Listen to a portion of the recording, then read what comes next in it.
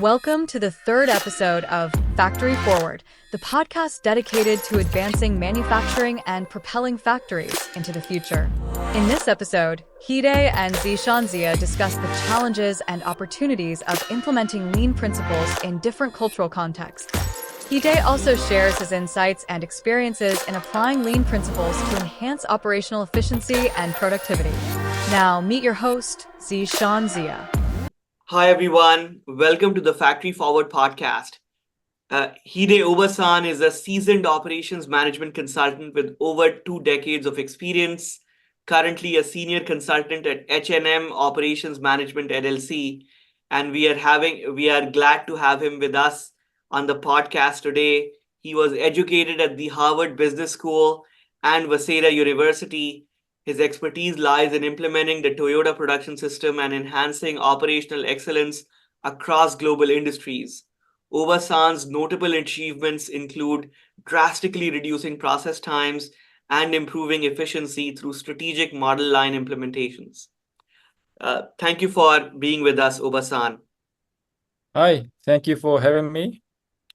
I'm really excited to have you on the call with us today, because I've been following some of your material for a fairly long time. And I've basically can't wait to ask you some of these questions that I've always had reading some of that material and interacting with some of your material on LinkedIn. So I'll jump right in. Oba-san, how do you address criticisms that linking Zen with Kaizen dilutes its practical applications? You talk about Zen in association with Kaizen a lot. How do you really link the two? Yeah, I think it's a good question. So first of all, just to add a little bit background, I'm from Japan and I originally grew up in Japan, but then most of the time, 20 years, I've been implementing TPS to different countries. And I try to understand both ways, understand the culture of the local side where I implement things, and then also try to understand deeply about the Japanese side. So when I talk about this criticism about connecting Zen, I would say, well, my coaches, the TPS coaches that I had, they will say that keep moving your hand, but keep thinking. So Zen is providing me somewhat my mental thinking model of self-reflections and thinking deeply to the problems and the phenomena that are happening in front of me. But I keep moving my hand to keep, improving or keep working, something like that. So that's the connection that I'm making, is like when I'm working on my improvement activity, that doesn't mean, both my hands and my brain have to be working. Like one example, one funny example that I have is there was a factory that keep having fire in the factory, right? The people on the shop floor, when the fire happens, immediately goes in, extinguish the fire, and they keep doing that. I always ask them, why don't you guys think, what's the root cause of that fire? Yeah. At the same time, I talk to the management, and they are in the management room, and they are talking and thinking about the fire, but they're not taking action.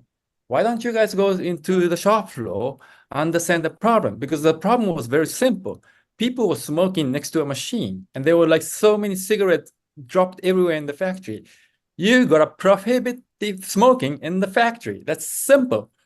Why don't we take action? And so a lot of people try to divide this thinking and action. And I think that's why the important part about Kaizen is it's not just about theory, it's also about practice. And mental model is Zen, I think. I mean, a lot of influence from Zen, but action needs to be keep taking. So that's how I would connect the two. I love that example. It's brilliant. Thank you for sharing that. Switching gears a little bit, Oba-san, in pursuing efficiency, and this is a topic you've talked about, in pursuing efficiency, how do you maintain a balance with worker satisfaction? Yeah, I think that's a very good question too. And what's the definition of satisfaction? I think that's a big discussion that we should have.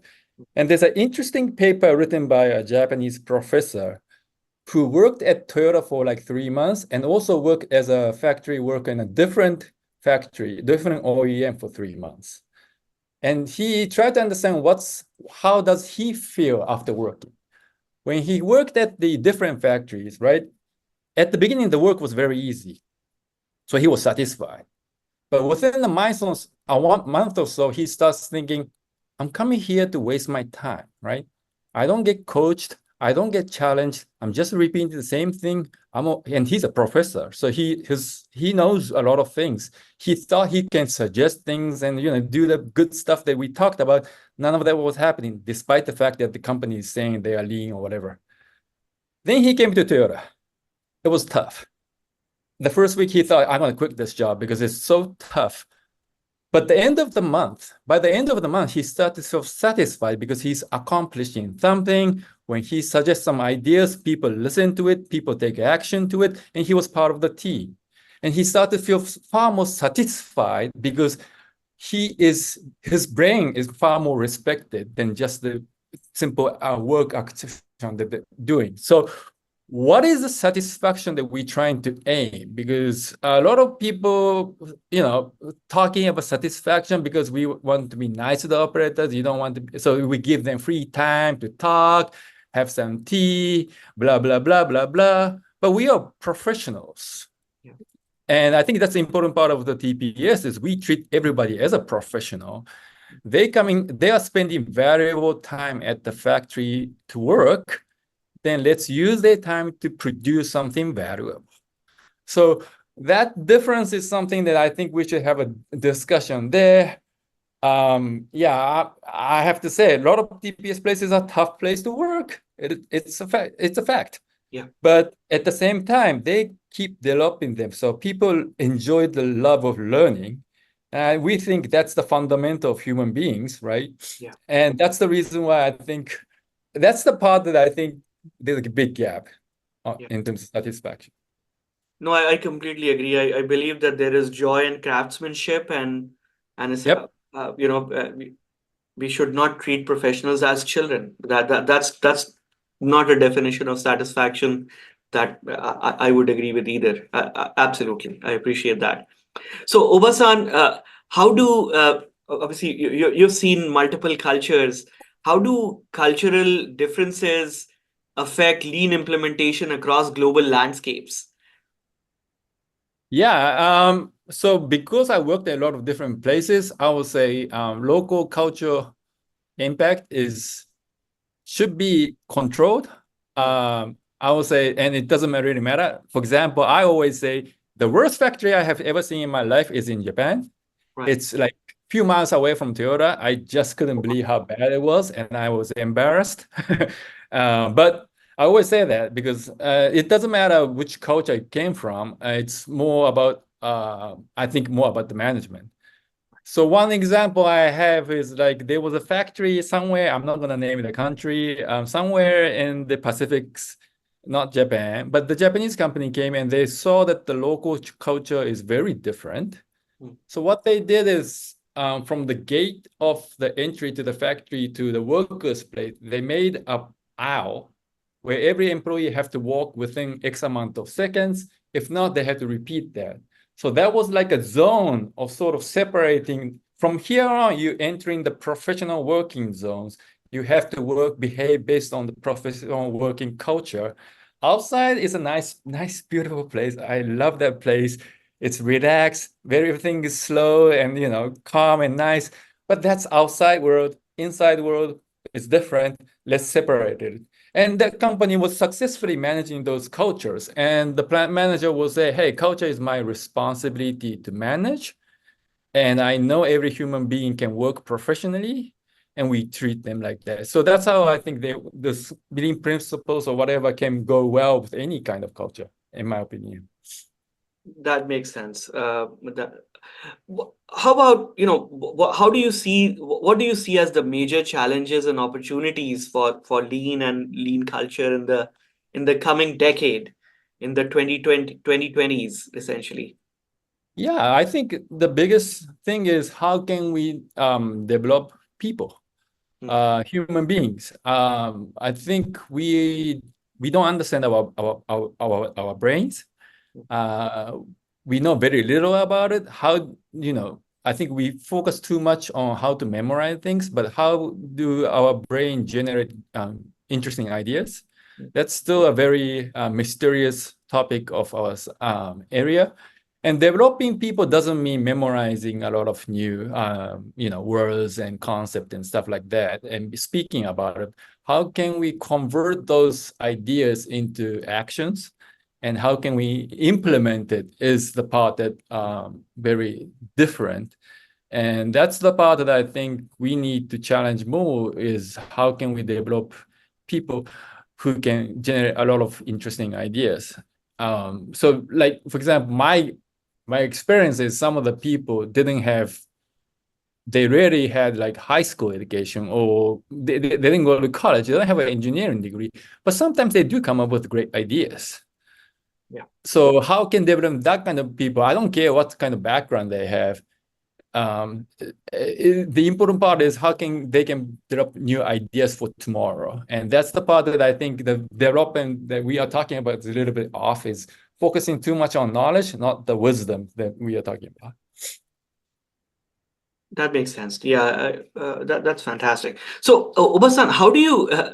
It's a critique I've heard a couple of times. How do you respond to the? How do you think about some people saying that lean can make systems too fragile? Mm. I bet you that's not something you'll agree with. In fact, I don't agree with either. But wanted to get Yeah. your take on that. How do you respond to that critique? Yeah. So I think it's an interesting topic because a lot of people think good system is the system that doesn't stop even with the problems. Yeah. What we are saying, Toyota is saying is if there's a problem, stop it because there's a problem. And everyone needs to pay attention to that problem. You don't just keep going pretending that problem doesn't exist because then you start accumulating a lot of waste in the process. You need more inventory, you need more people, you need more equipment, eventually more cost. And that will become a crisis. Yeah. So it's better to stop at the level when the problem is small and fix the problem than just keep going and accumulating a lot of stuff. And eventually those problems will explode. So it's a different view of a system, right? I think, and a lot of people focus too much on the system that keep running with a lot of waste in the process. But Toyota's case, I always say is there's a mechanism. And the mechanism should stop when the problem is. And then surrounding the mechanism, there's a system where there's some kind of free hand or some kind of knowledgeable people who can support the problem well. And that's the system of Andon and that kind of thing. The philosophy is behind TPS. So that's the part that I think it's still not clear what's the definition of fragile system, but that's how I would take it. And that's how I think the continuous culture, improvement culture is developed.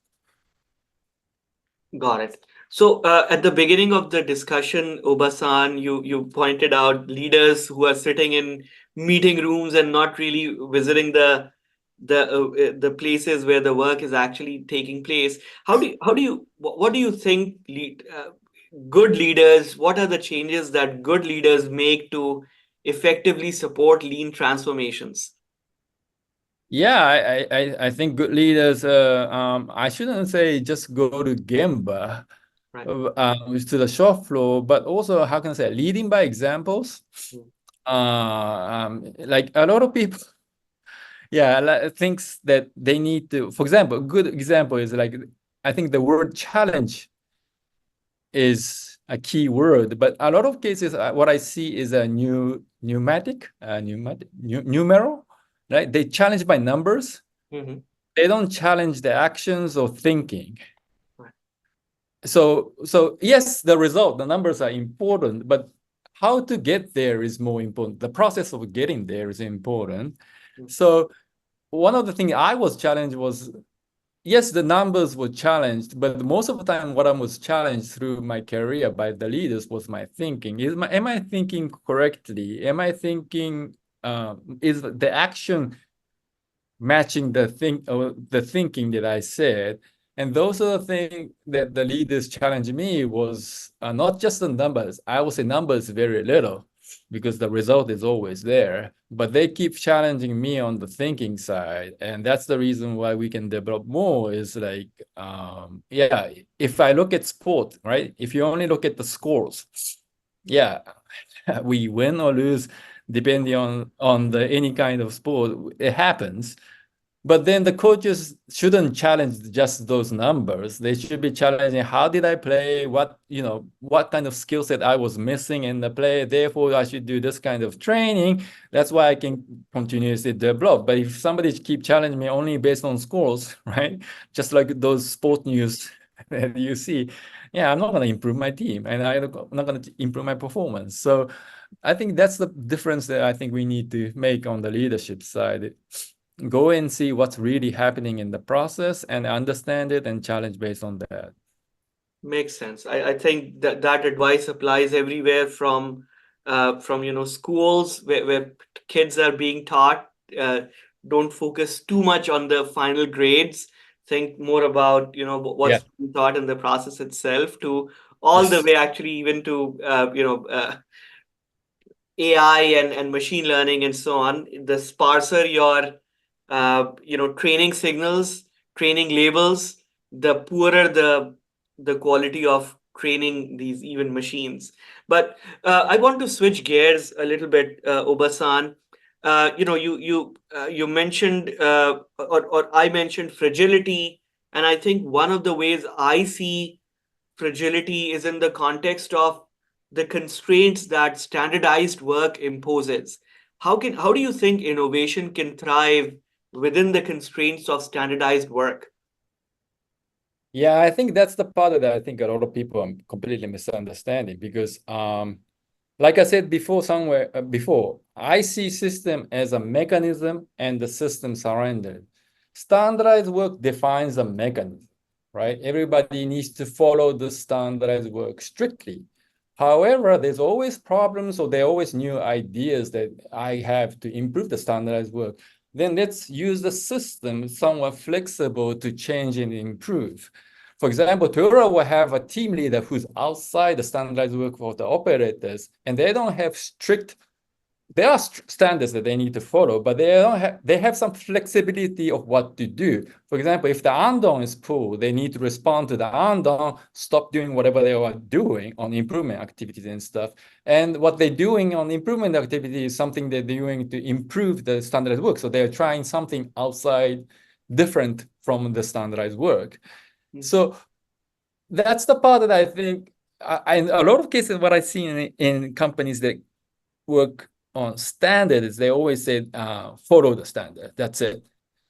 And Toyota is saying, well, follow the standards. Yeah, that's minimum requirement, but improve the standard, improve the standardized work. So they don't just obey the standard. If they think that something is wrong with the standard, pull the andon and trigger somebody who's expertise in those manners and get them to fix the problem, right? In a lot of cases, what I think is a broken standard, right? The standard is too bad. It's completely wrong. And people just learn to ignore it.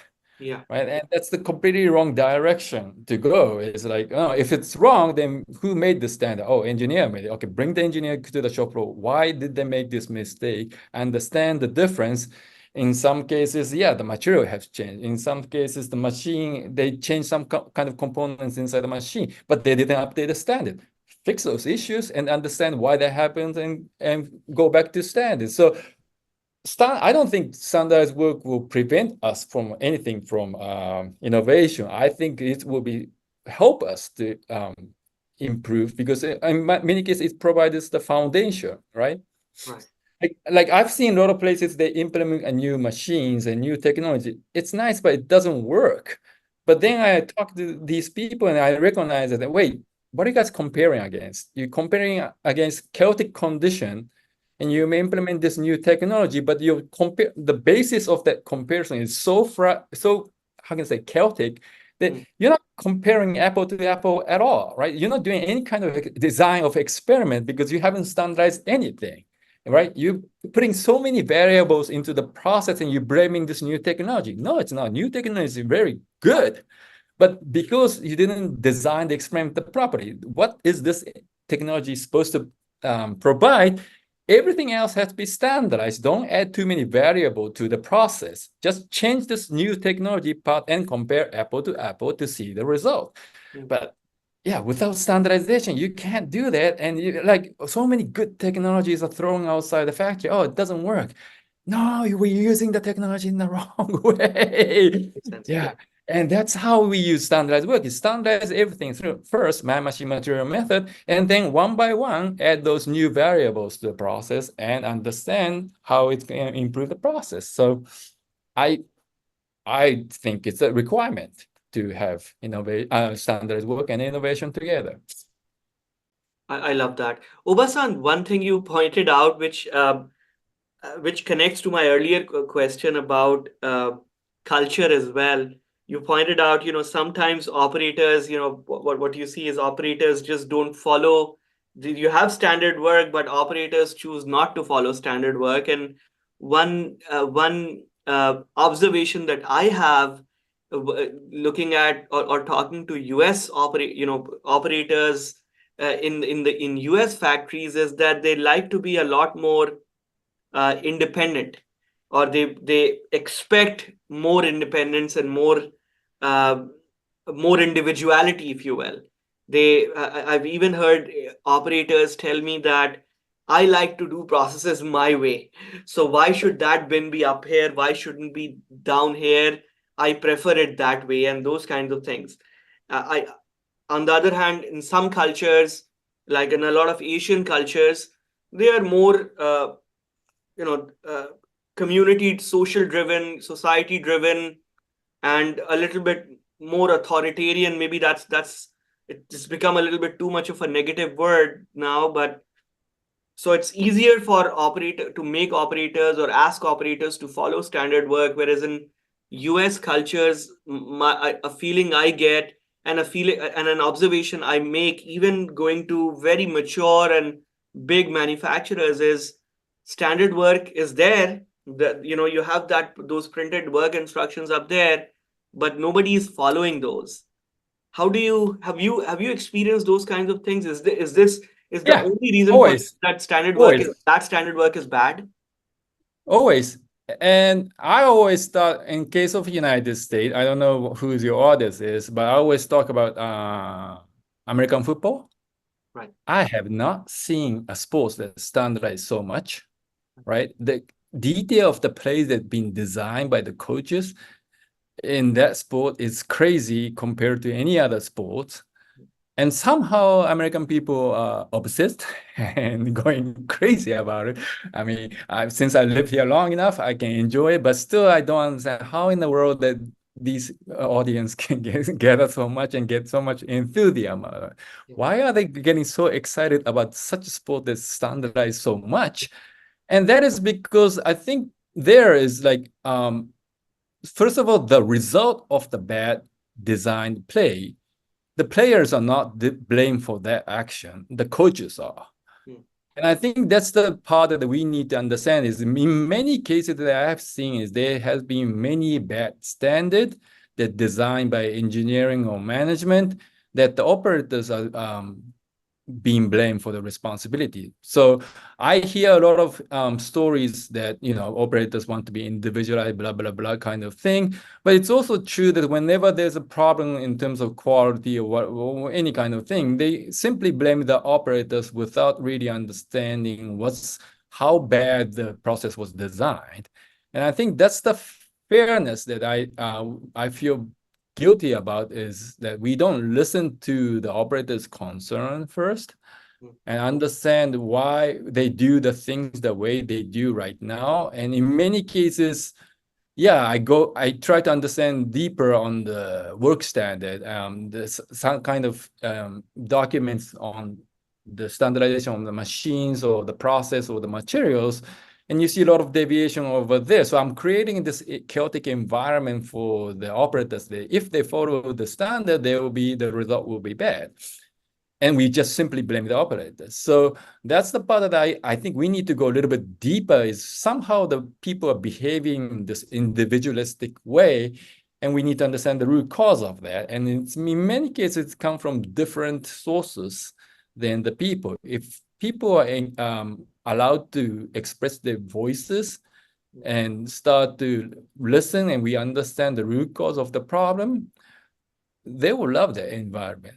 And just like I said, some of the worst factories I've seen was Japan, and they were doing all kind of crazy individual things, and people were saying, but in the end, the root cause was that the process that they designed so bad.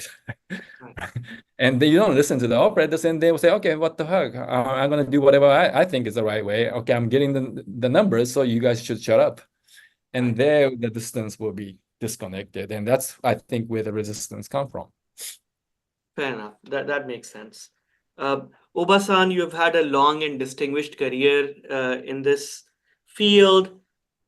What is something that you thought at the beginning, some of your learnings that you thought, yeah, this should be in place in every factory, this is obvious, and you still don't see it implemented? Or in other words, what is that one thing that manufacturers don't do enough of to be factory forward in 2024, to kind of point to our the name of our podcast? Yeah, I would say human development. How can we develop the people? Then that doesn't mean add more knowledge. How can we create more thinkers who can improve things to a better condition? That's universal, not just to the operators, from the engineers and managers, everybody, and anybody who's related to factory should always continuously think about how can we improve more. We need more knowledge, we need more new technologies, but then, every one of us have to think further to use it in a way that improves the factory. Nobody is going to improve your factory. You guys, we are the only one that can improve it.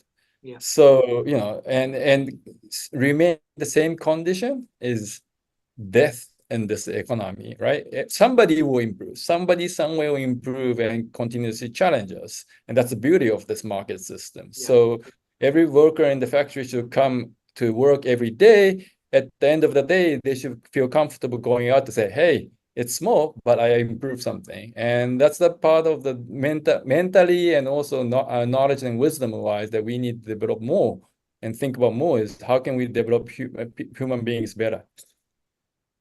I love that. I appreciate it. So, Oba-san, it was great having you on the podcast with us. I certainly learned a thing or two in this relatively short period of time, and we'd love to have you again with us and share your wisdom and knowledge. Thank you so much for giving us your time. Thank you. That's a wrap on this powerhouse episode of Factory Forward. If you love this episode, share it with your network and keep the conversation going on social media using #FactoryForward. Until next time, keep challenging the status quo and striving for excellence. Thanks for joining us, and we'll catch you in the next episode of Factory Forward.